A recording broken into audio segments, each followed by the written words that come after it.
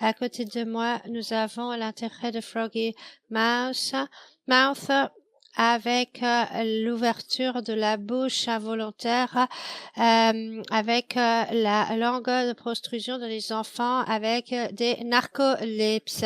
C'est un grand plaisir de vous avoir ici.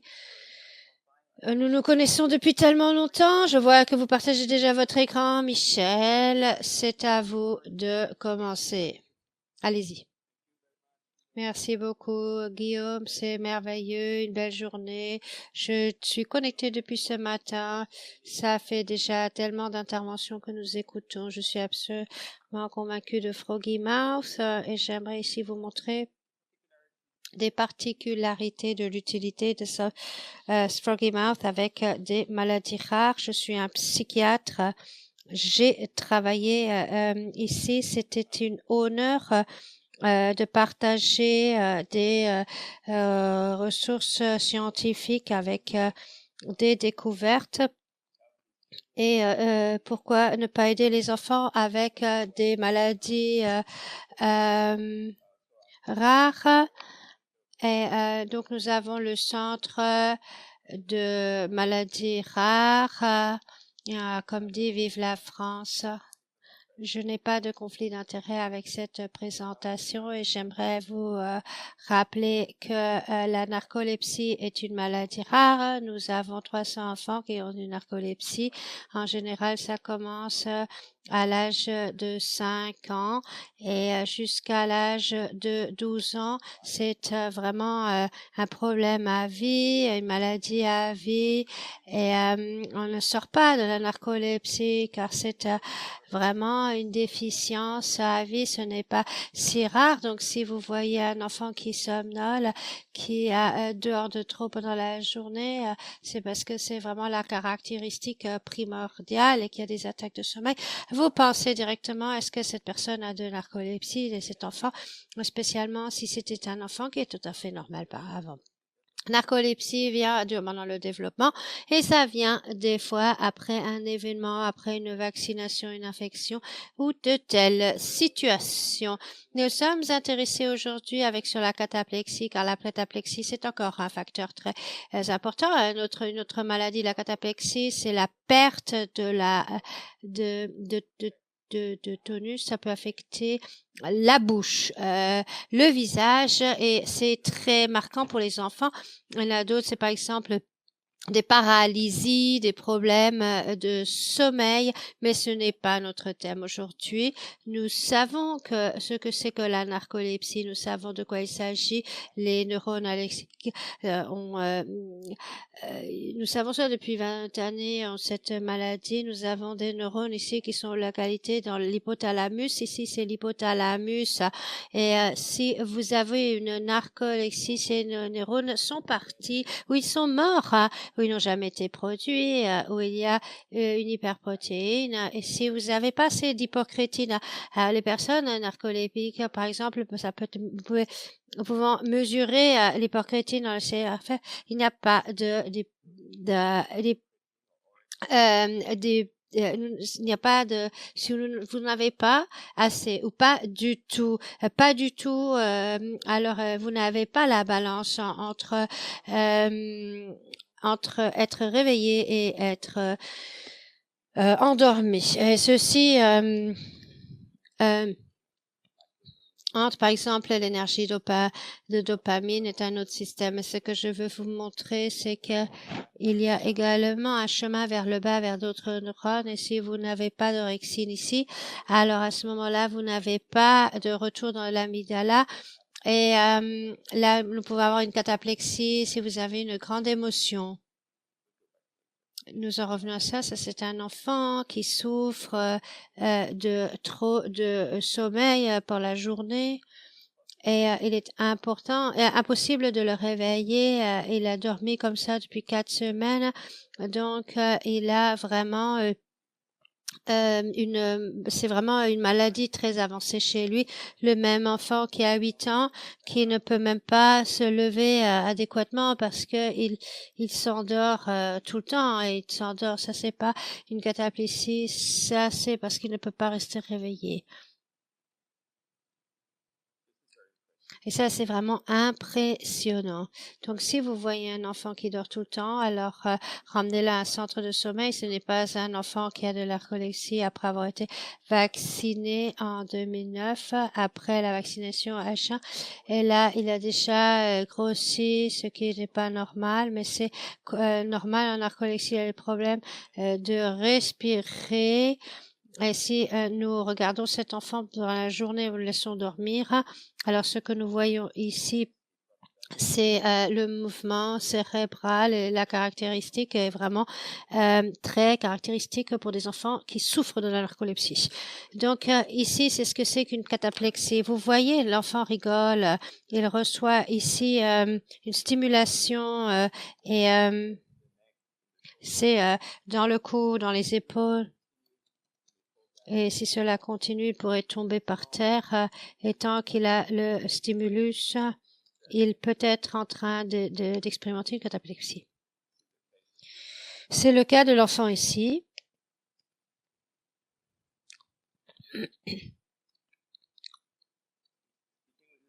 Donc, il parle avec son père et après, il tombe avec le coude immédiatement. Et ça, c'est une cataplexie dramatique. Il peut même pas s'asseoir, hein. Mais il dort pas. Il a juste cataplexie. Alors, comment nous traitons cette condition? Nous la traitons avec des médicaments, des pharmacologies. Alors, on essaye d'augmenter, d'être réveillé en leur donnant de lui donner des médicaments pour qu'il reste réveillé, les filines, par exemple, pour réduire la cataplexie, mais il n'y a pas de traitement spécifique pour ce genre de cas que nous voyons chez les enfants. C'est le visage narcoleptique. Vous voyez ici, ça a été publié il y a quelques années. Vous voyez, le visage est hypertonique et la bouche est ouverte et la percussion buccale est vraiment très importante chez des enfants de narcolepsie. Il est tout à fait normal avant qu'ils aient eu cette maladie. C'est un exemple d'une fille de 6 ans. Vous voyez, elle est concentrée sur ce qu'elle fait et elle fait l'expérimentation de cette percussion de la langue presque chaque fois qu'elle fait cela. Alors, ça c'est très spécifique. Cet enfant a le même problème ici, qui fait un travail ici. Et vous voyez le mouvement actif de la langue. L'ouverture de la bouche est presque constante. Et ça, c'est vraiment gênant et c'est encore plus spectaculaire. Il regarde un jeu vidéo, il va avoir une cataplexie soudaine avec le cou, les épaules, tout. Et après, il revient à la normalité. Il revient à la normalité. Alors, c'est réversible, mais c'est vraiment embêtant. Avec Patrick, par exemple, il était à l'hôpital.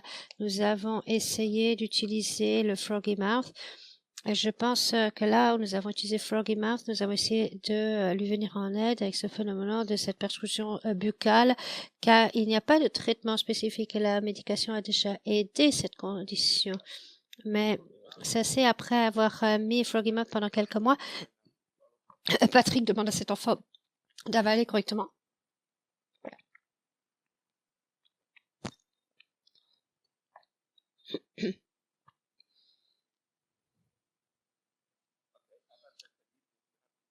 Donc, cela signifie qu'il doit avaler vite. Il compte en français, ce qui est vraiment un bon signe. Donc après, nous avons ce papier. Bon, c'est justement un rapport de cas, mais c'était vraiment très bien d'utiliser Froggy Mouth avec des enfants qui souffrent de narcolepsie ou d'autres problèmes. Cette fille, je crois qu'elle avait 6 ans quand elle a été vue la première fois avec ses symptômes. Et vous voyez, elle a déjà grossi. Et elle a de grosses joues qu'elle n'avait pas avant. Elle a la perfusion de la langue, l'ouverture buccale. Elle a une incisive assez prononcée ici et elle a été traitée uniquement avec Froggy Mouth, qui n'est pas invasif. Elle travaille tous les jours 15 minutes devant un écran. C'était très simple de faire cette technique de performance technique avec cet enfant qui a la narcolepsie. Ce n'était pas un problème du tout. Et ceci est le résultat que nous avons obtenu après 18 mois plus tard. Comme vous pouvez voir ici, elle est déjà adulte et ça c'est la totalité de son amélioration, de son ouverture buccale. C'était vraiment spectaculaire. Et voilà ce que nous recevons lorsque Patrick la voit.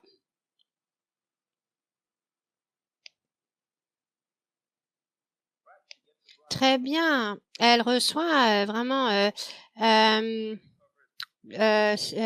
complément de Patrick. Je pense qu'elle est déjà presque guérie. Elle a percussion de la langue avec les aspects qu'elle avait eu dû au visage narcoleptique. Donc, notre conclusion après Froggy Mouth, c'est une très bonne efficacité pour réhabiliter les enfants qui ont une intrusion buccale, qui ont la narcolepsie et la cataplésie. Et bien sûr, cela aide toute la journée avec les enfants qui ont une technique normale, mais cela pourrait également être vraiment intéressant avec des enfants qui ont des maladies très spécifiques ou même des maladies rares. Nous avons besoin de ceci pour l'étude et nous avons besoin pour de continuer ceci. Comme Guillaume a déjà dit, nous voulons rendre hommage à Christian car il était vraiment un des devants pour cela et il nous manque énormément car c'était vraiment une personne merveilleuse et un bon chercheur. Merci beaucoup, beaucoup, beaucoup.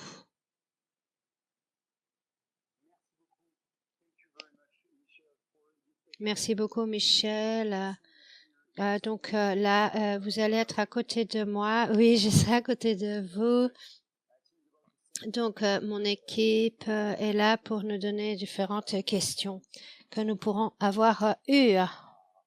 Ah, Michel, vous êtes là. Je m'étonnais déjà où vous étiez.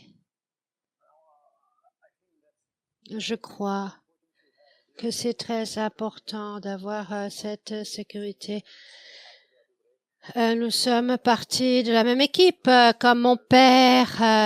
Nous sommes là et c'est pour ça aussi que je suis contente d'avoir eu la chance de vous connaître. C'est vraiment bien de nos jours.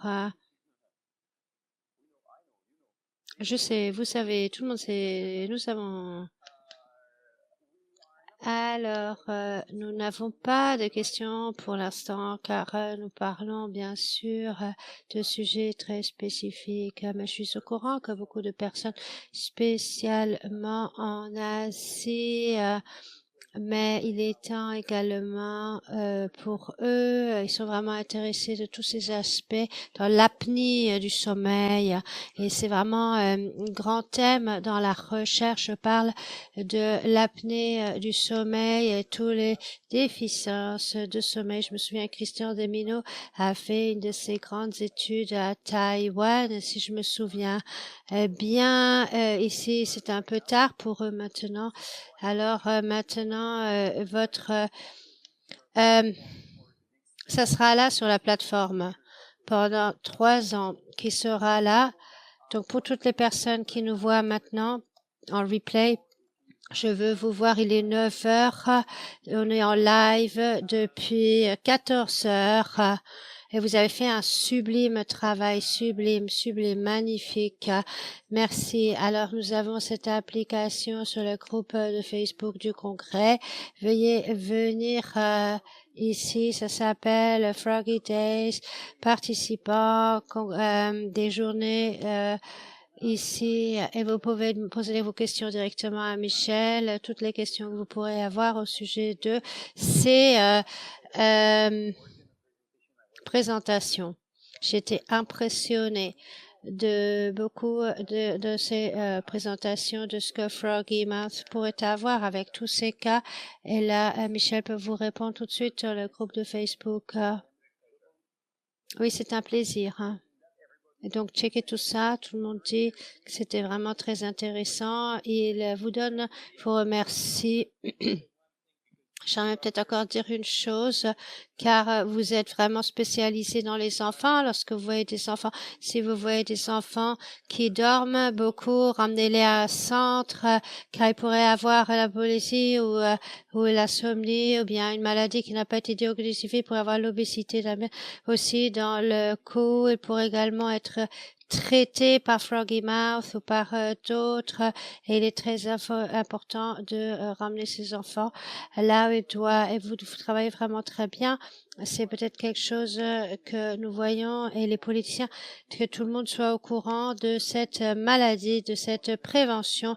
C'est une chance que nous avons lors du Fleury Guides d'avoir vraiment une audience tellement intéressante, tellement superbe pour la santé publique. Michel, c'était un honneur de t'avoir ici comme orateur. Merci d'avoir pris le temps de parler avec nous. Merci beaucoup. Merci. Au revoir.